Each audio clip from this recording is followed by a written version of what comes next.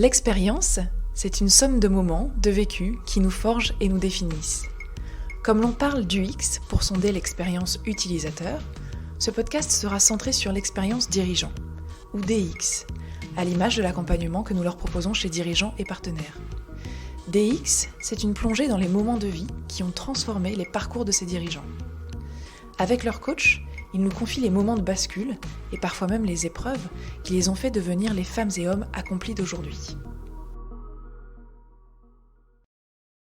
Aujourd'hui, Dominique Bailly, coach dirigeant et partenaire, reçoit Clément Lafay, DAF du groupe Monoprix.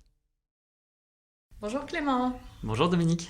Écoute, je suis ravie de te recevoir aujourd'hui. On est ensemble pour parler de l'expérience dirigeant, expérience finalement qui t'a forgé ou qui te forge de jour en jour et qui fait que tu es la personne que tu es aujourd'hui. Alors rapidement, tu es aujourd'hui directeur financier du groupe Monoprix que tu as rejoint en juillet 2020, déjà un an, au sein du COMEX. Et donc, pour reprendre ta carrière, tu as été consultant chez EY et puis tu as rejoint le groupe ADP où tu as d'abord été directeur financier de l'aéroport de Roissy et ensuite directeur financier, gestion et stratégie. C'est bien ça? Tu as des choses à rajouter? C'est tout à fait ça, Dominique. Ouais. D'accord. Alors, en rejoignant le groupe Monoprix, finalement, tu as rejoint un secteur que tu ne connaissais pas, dans une période de crise Covid tout à fait exceptionnelle et en prenant une position au COMEX. Donc, la première question que j'ai envie de te poser, c'est comment tu as priorisé les enjeux auxquels tu as dû faire face et quelles ont été tes clés de décision? Alors, effectivement, j'ai rejoint Monoprix il y a un an dans un univers, un environnement très particulier, puisque c'est un groupe effectivement qui a été très chahuté et en première ligne dans cette crise sanitaire, avec une exigence très forte d'agilité, de réactivité. Et c'est un des enseignements majeurs de cette crise pour le secteur de la distribution, c'est de savoir s'adapter. Et donc je suis arrivé dans un environnement où tout allait très très vite. Comment est-ce que j'ai priorisé, comment est-ce que j'ai identifié les vecteurs de la réussite dans ce projet? C'est en faisant preuve d'un engagement très important, beaucoup d'écoute, beaucoup d'observation, mais beaucoup d'engagement. Beaucoup d'engagement pour très vite déceler les leviers de la performance, les leviers de l'action. Et donc j'ai eu effectivement quelques premiers mois très intenses et passionnants en termes de découverte de ce secteur. Ensuite, pour m'assurer que mon action était en ligne avec les priorités qui m'étaient fixées et les attentes du groupe, je n'ai pas hésité bien sûr à questionner et à essayer de bien comprendre les raisons qui m'avaient fait rejoindre ce projet et pour lesquelles Monoprix m'avait accueilli dans ce projet-là. Et effectivement, dans ce contexte-là, il s'agissait de performance, il s'agissait bien évidemment aussi d'économie et de maîtrise de nos charges et de nos coûts, mais également de croissance, de reprise de la croissance et d'adaptation du groupe à son environnement très concurrentiel. Comme tu le sais, dans le secteur de la distribution, nos marges sont très faibles et donc il faut en permanence s'adapter pour identifier le chemin de la croissance et de la performance. Et donc ça a effectivement nécessité beaucoup d'engagement, beaucoup d'agilité et mettre de la vitesse aussi dans pas mal de processus, et ça c'est quelque chose qui me plaît, dans lequel je me suis assez vite retrouvé. Alors dans ces périodes de transformation, tu parles beaucoup d'agilité, de vitesse. Est-ce à dire que ce sont des qualités qui te paraissent indispensables aujourd'hui pour faire face à des changements, et est-ce que tu en vois d'autres? Alors oui, effectivement, je pense que ce sont les principales qualités que je mettrais en avant et les facteurs clés de réussite dans une telle aventure. Évidemment, encore plus dans le secteur de la distribution que je découvrais à l'époque, où on essaie beaucoup de choses. On garde ce qui marche, on ne garde pas ce qui ne marche pas, mais on essaye beaucoup de choses. À partir du moment où ça a du sens, on est dans un groupe, dans un environnement qui vous laisse tenter et essayer pas mal de choses. Et donc ça nécessite bien sûr d'identifier très vite les bons leviers et puis de les mesurer. Les mesurer et de s'assurer que les plans qui ont été mis en œuvre sont efficaces. Pour autant, je pense que ce n'est pas la seule qualité. Il y a, à mon sens, une qualité qui est essentielle, en tout cas pour un directeur financier qui arrive dans cet environnement et dans ce secteur, c'est de faire assez vite le lien avec les opérations. De réussir à créer un langage, un dialogue commun entre des fonctions dirigeantes, en lien avec l'actionnaire, en lien bien évidemment avec les autres dirigeants du groupe et du comité exécutif, et également les personnes qui font le métier au quotidien, pour essayer de déceler aussi quelque part les zones de productivité possibles, les vrais leviers de la croissance, de la performance. Et ça nécessite de réussir à trouver un langage, encore une fois, qui s'adapte aux différents interlocuteurs, aux différentes problématiques, et de réussir à créer des liens. Et ce lien-là, il se crée en allant aussi sur le terrain, bien sûr, le plus souvent possible, et en essayant de trouver des langages communs avec chacun des univers qui existent dans une entreprise comme le groupe Monoprix, qui est quelque part un groupe qui rassemble beaucoup d'univers différents. Et du coup, qu'est-ce que tu dirais depuis 1 an que tu as pris tes fonctions? Qu'est-ce qui t'a surpris le plus chez toi? Alors, ce qui m'a, je pense, assez surpris, c'est une capacité à me passionner, à m'intéresser profondément et avec beaucoup de sincérité pour des univers qui n'ont pas grand-chose à voir les uns avec les autres. Au sein d'un groupe comme Monoprix, encore une fois, il y a l'univers de la mode, l'univers de ce qu'on appelle le PGC, la grande consommation, qui nous, effectivement, place dans l'univers de la grande distribution, l'univers de la sphère web, Internet, qu'on développe énormément, l'univers aussi du segment de la bio, qui est très particulier dans la distribution, parce que Monoprix est propriétaire de l'enseigne Naturalia. Et je me suis moi-même surpris à m'intéresser énormément et profondément à chacun de ces univers. Et je pense que c'est effectivement quelque chose de nécessaire et fondamental de réussir à créer des langages avec chacun d'entre eux, avec chacun des dirigeants qui pilotent ces business, avec chacune des équipes qui font vivre au quotidien ces business, pour réussir quelque part à mettre en œuvre une action qui me semble la plus équilibrée possible, qui semble la plus cohérente possible, la plus juste aussi. Je pense que l'équité est aussi une valeur à mettre en avant dans l'action d'un directeur financier, dans la conduite d'une trajectoire financière, est quelque chose aussi qui m'anime. Et donc, ce qui m'a peut-être le plus surpris, c'est cette capacité à m'intéresser aussi vite à tous ces univers-là, avec la véritable envie d'aller les comprendre au-delà de la sphère financière. Et c'est quand on va un petit peu au-delà, voire même bien au-delà, qu'on arrive à apporter plus de valeur en tant que financier.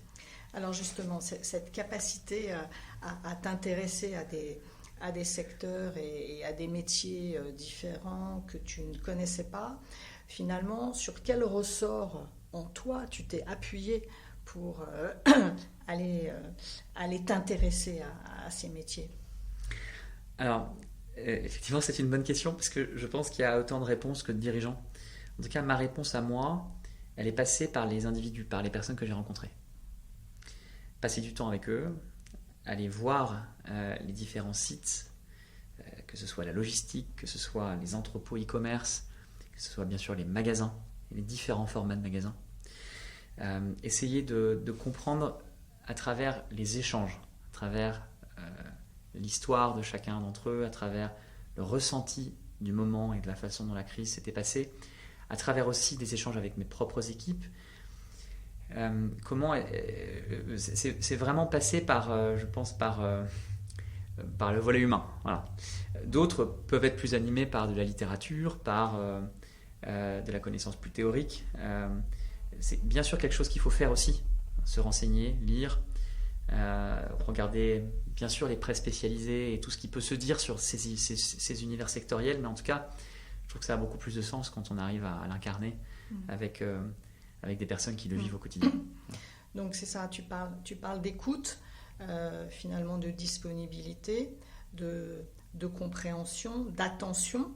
Est-ce que c'est ce que tu mettrais sous le vocable de l'engagement dont tu parlais tout à l'heure? Qu'est-ce qu'il y avait, ou est-ce qu'il y a autre chose derrière le mot engagement dont tu parlais tout à l'heure? Alors, oui, il y a eu beaucoup d'engagement dans la façon dont j'ai essayé d'aller créer du lien avec ces différents univers. Il y a autre chose aussi, hein, derrière cette notion d'engagement, il y a une exigence de résultat. Il y a, comme je l'ai dit, dans ce secteur, une réelle exigence de résultats à très court terme. Et donc, l'engagement, il a été vraiment tourné aussi sur l'action, sur la mesure de ces actions. Et effectivement, je suis arrivé dans un contexte assez particulier où cette exigence de résultat, quelque part, elle nourrissait énormément d'engagement, puisque je pense qu'il n'y avait pas vraiment d'autre façon d'y arriver que d'être pleinement engagé. Pleinement engagé avec, encore une fois, au-delà de la vraie curiosité sectorielle qui m'a nourri et qui m'a animé, l'exigence aussi d'en faire quelque chose de concret à court terme. Et ça, je pense qu'un dirigeant qui vit cette expérience dans un moment aussi particulier, je pense que ça fait gagner pas mal de temps. Voilà, ça fait gagner pas mal de temps par rapport à un apprentissage peut-être plus classique d'un secteur qu'on découvre. Moi, j'ai eu effectivement l'impression de par cette exigence de résultats et cette complexité quelque part liée à la pluridisciplinarité des métiers, eu l'occasion de gagner beaucoup de temps dans cet apprentissage et de franchir effectivement franchir des étapes importantes. Alors tu parles de cette crise qui est une crise effectivement très, très particulière. Qu'est-ce que tu dirais, toi, de ce que cette crise, en quoi elle a modifié la donne chez un dirigeant, cette crise? Alors, c'est effectivement une crise, je pense, qui a profondément bouleversé un certain nombre de pratiques, évidemment. J'ai déjà cité l'agilité et la vitesse. Je le redis parce que pour moi, c'est quelque chose qui est fondamental. Les décisions qui étaient prises historiquement en plusieurs semaines, elles ont été prises en quelques heures. Et ça, c'est quelque chose qui reste. C'est quelque chose qui reste et qui restera. Ça peut parfois être difficile à tenir comme rythme. Et en même temps, ça crée aussi des possibilités, ça ouvre le champ des possibilités et ça fait gagner beaucoup de temps. Donc il y a un enjeu important qui va être, qu'on est en train de vivre aujourd'hui, c'est de garder cette agilité en mode de croisière, en rythme de croisière, voilà. Sans épuiser non plus, bien évidemment, la structure et l'organisation, naturellement. Et donc ça, c'est quelque chose qui est en train, je trouve, de se forger dans toutes les entreprises. Et en tout cas, moi, je le vis réellement chez Monoprix. C'est de garder cette vitesse et cette agilité de façon pérenne, de façon structurelle.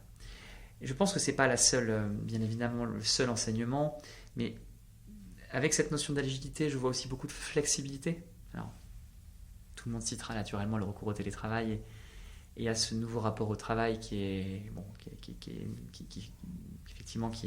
souvent cité quand on parle des répercussions de cette crise pour les entreprises. C'est quelque chose qui apporte beaucoup. aujourd'hui, on a avec nos collaborateurs une façon différente de penser le travail, d'organiser le travail. Et là aussi, chaque entreprise, et en tant que dirigeant, je vis cet exercice intéressant d'essayer de trouver le bon niveau entre beaucoup de flexibilité et en même temps garder une cohérence, garder une équité, garder une présence, garder un lien important avec l'entreprise qui est bien sûr fondamental. Il faut trouver le bon point d'équilibre qui n'est pas le même entre une équipe et une autre au sein d'une même entreprise, qui n'est même pas le même au sein de mes différentes équipes.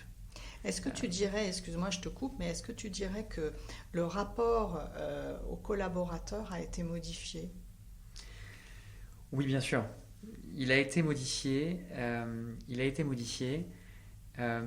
puisque je pense qu'on a pu voir dans ces moments à quel point on avait la chance, dans la plupart des cas, d'avoir des équipes ultra engagées en qui on pouvait avoir confiance et en qui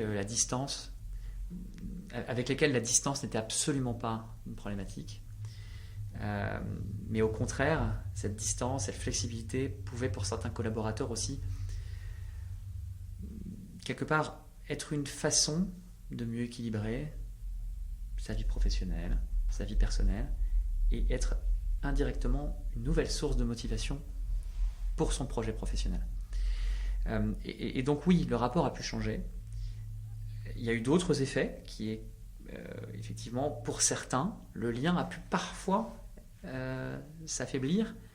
Et donc dans ces cas-là, il faut savoir redonner du lien, retrouver une façon de recréer ce lien, trouver les bons moyens de faire vivre ce lien pour faire en sorte que on s'adapte bien sûr à chacun et qu'on arrive tous à continuer à travailler dans un projet collectif.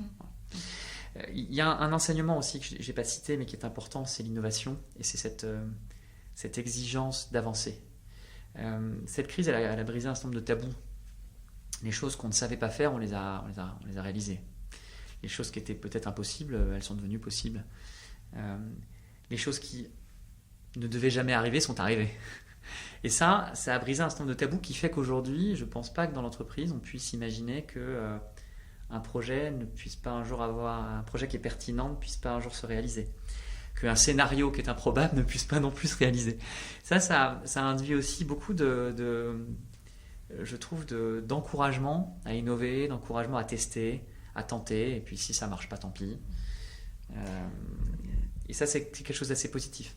Ça veut dire aussi, j'imagine, par rapport à tout ce que tu viens de dire, pour un dirigeant, c'est une capacité de prise de risque peut-être plus importante, et en même temps, un droit à l'erreur davantage accepté. Oui, bien sûr, je l'espère. Je l'espère. C'est un souhait, en tout cas personnel. Je pense que, en tout cas, à titre personnel, j'ai la chance d'être dans un environnement qui m'encourage à tenter, à prendre des risques, et dans un environnement qui donne le droit à l'erreur. Après, bien évidemment, il y a un certain nombre de limites à ces principes, ce qui est tout à fait normal. Mais oui, je pense qu'on est le recours à cette flexibilité, cette autonomie qui a été quelque part acquise dans cette phase, c'est quelque chose qui doit encourager et qui encouragera les dirigeants, mais aussi leurs collaborateurs, à tester plus de choses. Et je vois aujourd'hui à quel point j'ai la chance d'avoir des collaborateurs dans mon équipe qui sont capables de proposer à leur niveau des initiatives qui tout de suite leur permettent de casser un certain nombre de pratiques, de codes, d'avoir accès tout de suite aux sphères dirigeantes de l'entreprise parce que l'idée est bonne. Et donc on est, encore une fois, grâce à cette dématérialisation parfois du lien, grâce au recours au télétravail, on a aussi permis des passerelles plus rapides entre les équipes et les dirigeants, entre les dirigeants et leurs partenaires et leurs actionnaires. Et ça, c'est quelque chose qui crée aussi beaucoup d'énergie. Alors pour revenir à toi Clément, quand tu as rejoint Monoprix dans cette période tout à fait exceptionnelle, au fond tu ne venais pas de ce secteur et tu ne justifiais pas encore d'un poste en COMEX. Alors au fond, d'après toi, pourquoi tu as été choisi? Alors c'est pas une question facile. Je pense qu'il y a naturellement plusieurs raisons. Effectivement, je le dis sans difficulté, j'aime apporter de la vitesse dans les processus. J'aime cette notion d'agilité, j'aime faire preuve d'engagement et relever des défis, et je pense que ça s'est vu, et je pense que ça devait et ça correspondait à ce moment-là aux attentes du groupe et de ses dirigeants. Peut-être une première raison, aussi une capacité à créer ce lien. Voilà, ce lien, ce dialogue, ce lien qui est indispensable pour faire en sorte que l'action elle soit assise sur des réalités et qu'on ne crée pas de fracture entre la tête et les jambes, entre la finance et les opérations, par exemple. Donc, je pense que c'est ces facteurs qui ont pu jouer, et dans cette capacité à créer du lien, effectivement, moi j'ai eu dans mon parcours une vraie volonté à recréer, à être exposé en tout cas à des sujets très opérationnels, et c'est notamment une des raisons pour lesquelles je suis passé par la direction financière de l'aéroport de Roissy avant de pouvoir un jour accéder à des fonctions plus corporate de directeur de la finance et de la gestion au niveau du groupe ADP. C'est aussi dans des moments comme ça que j'ai pu apprendre à créer du lien entre une sphère financière et une sphère opérationnelle qui a une compétence forte, qui a une histoire forte. Et ça, c'est quelque chose qu'on retrouve dans beaucoup d'entreprises, cette nécessité de rassembler ces univers-là. Donc la vitesse et le lien, pour conclure, Clément, qu'est-ce que tu dirais de tes grandes sources d'inspiration, que ça soit en termes de lecture, de musique ou autre? Alors, elles sont naturellement assez diverses. Je vais en citer une qui n'est pas vraiment dans la liste que tu as citée, Dominique. J'ai eu pendant cette phase de crise sanitaire un vrai besoin, comme beaucoup, de me retrouver proche de la nature. J'ai la chance de pouvoir beaucoup profiter d'une jolie région au cœur de la forêt et de la campagne dans le nord de l'Île-de-France. Et ça, c'est une vraie source d'inspiration pour moi, c'est de retrouver du calme, le contact avec la nature, avec les choses simples, avec bien évidemment ses proches. Et ça, je pense que c'est, à mon avis, ma première source d'inspiration. C'est quelque chose qui nourrit beaucoup et qui fait que j'arrive aussi à prendre le plus possible de recul dans des phases de repos, le week-end ou les vacances. Et c'est quelque chose qui est assez important et qui nourrit beaucoup aussi la façon dont je peux ensuite voir un certain nombre de projets, qui m'aide à voir un certain nombre de choses assez différemment. Donc ce besoin de calme et de recul grâce à la nature. Exactement. En opposition parfois avec la vie qu'on peut avoir le reste du temps. Exactement. Eh bien écoute, vraiment je te remercie beaucoup Clément. Merci beaucoup Dominique. À bientôt. À bientôt. Nous voilà déjà à la fin de cet épisode. Pour prolonger votre découverte DX Expérience Dirigeant, rendez-vous sur dirigeantsetpartenaires.fr. Articles, événements, de quoi continuer à nourrir votre curiosité. Et si le podcast vous a plu, n'hésitez pas à nous mettre 5 étoiles et à vous abonner.